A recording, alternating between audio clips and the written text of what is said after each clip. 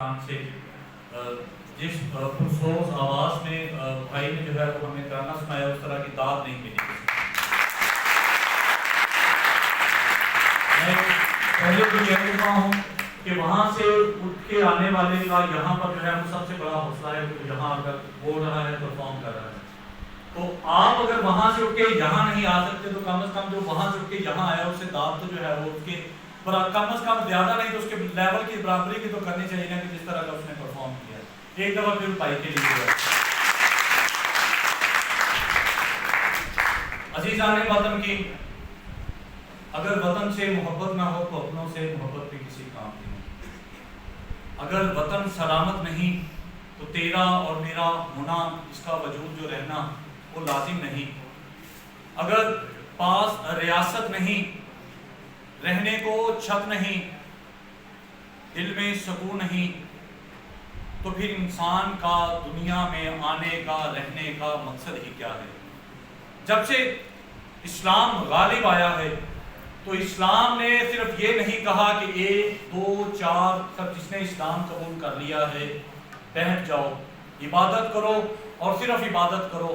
وہاں پر 2 چیزوں کا جو ہے وہ لازم و ملزوم حکم ہے کہ سب سے پہلا ہے کہ جہاد کرو, اپنی ریاست کو بڑھاؤ جتنا ہو سکے بڑھاؤ, اور دوسرا جو ہے وہ یہ ہے کہ ایک دوسرے کا درد بانٹو, ایک دوسرے کے درد کے ساتھی بنو. یہ ریاست اس کا ہونا اس بات کا ثبوت ہے کہ ہم ایک دوسرے کے درد کے حامی ہیں, ہم متفق ہیں, ہم ایک دوسرے کے لیے مر مٹنے کے لیے تیار ہیں. جب ہم ایک دوسرے کے لیے مر مٹنے کو تیار ہیں تبھی ہم وطن کے لیے مر مٹنے کو تیار ہیں. اب میں ملتمس ہوں جناب محمد انعام اللہ LLB سیکنڈ سیمسٹر سے کہ وہ آئیں اور یوم آزادی کے حوالے سے اپنے خیالات کا اظہار کریں. بھائی انعام اللہ آپ کے پرپوز تعمیر ہیں.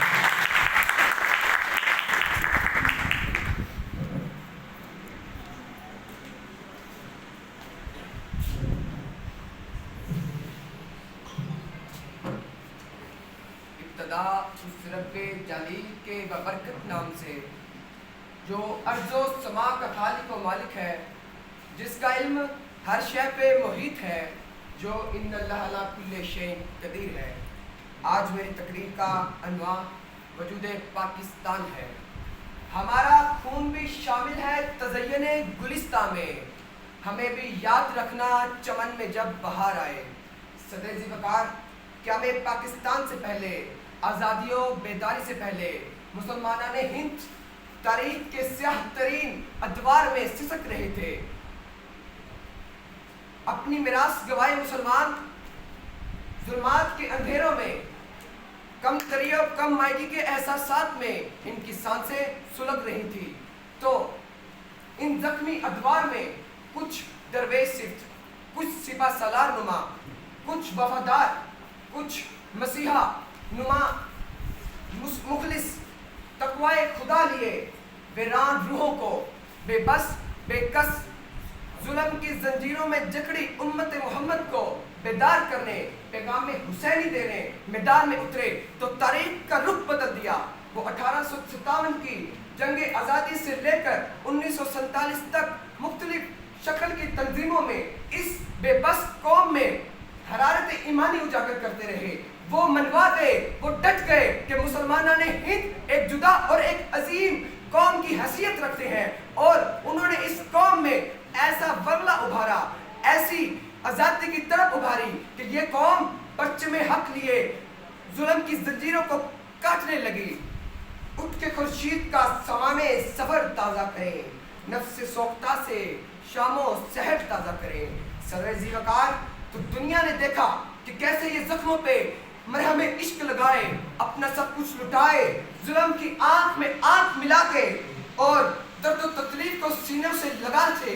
ہمارے زخموں سے چور اباؤ اجداد بفضل خدا 27 رمضان المبارک کی رات اور 14 اگست 1947 کو اس پاکستان کو دنیا کے نقشے پر قائم کرتے ہیں, اور یہ پیغام دیتے ہیں کہ ہم نے سوکھی ہوئی شاخوں پہ لہو چھڑکا تھا, پھول اب بھی نہ کھلتے تو قیامت کرتے.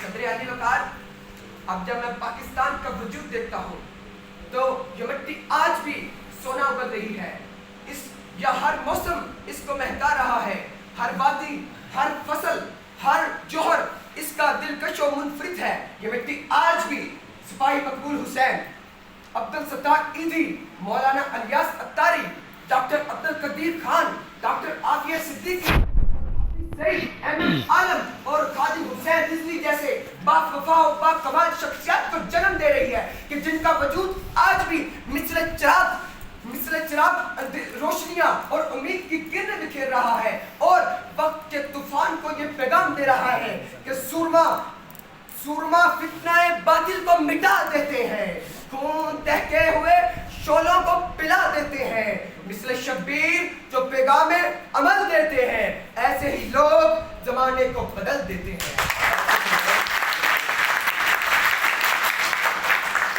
صدر ذی وقار، اب جب میں نگاہ دوسری طرف دوڑاتا ہوں تو میں سرکاری دفاتر میں، عدالت کے ترازو میں، پارلیمانی ایوانوں میں 1947 سے پہلے والی وہی ہندوانہ فرعونیت، لاقانونیت اور ناانصافی دیکھتا ہوں۔ مادر ملت سے یہ بے وفائی، یہ ناانصافی میرے اقبال کے شہین کو، میرے نوجوان کو وہ مایوس کر رہی ہے۔ یہ سیاست کے نام پہ اس ملک کے ساتھ، اس ملک کے پاک نظریے کو اپنی وحشیانہ لالچ، اپنے ناپاک سیاست سے اس کو بے نور کر رہے ہیں۔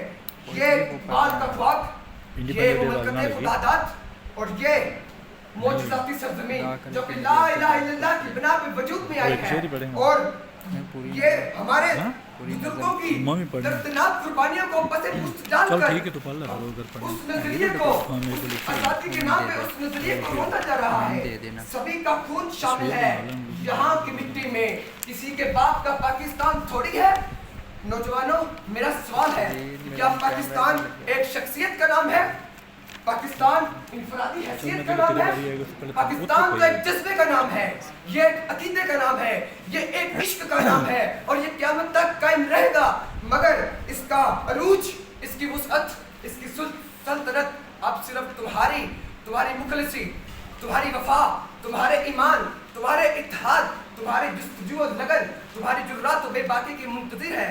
مگر تم سب جان بوجھ کر بھی انجان بنے بیٹھے ہو، کہیں رک گئے ہو، منزل سامنے ہے پر تم کہیں اور جھک گئے ہو۔ آؤ، لوٹ آؤ اس چٹان پہ، اس نظریے پہ، اس صراط مستقیم پہ، اور دکھا دو جہان کو عدل فاروقی، غیرت عثمانی، جرات حیدر کرار اور عشق بلال اور وفائے حسنینی۔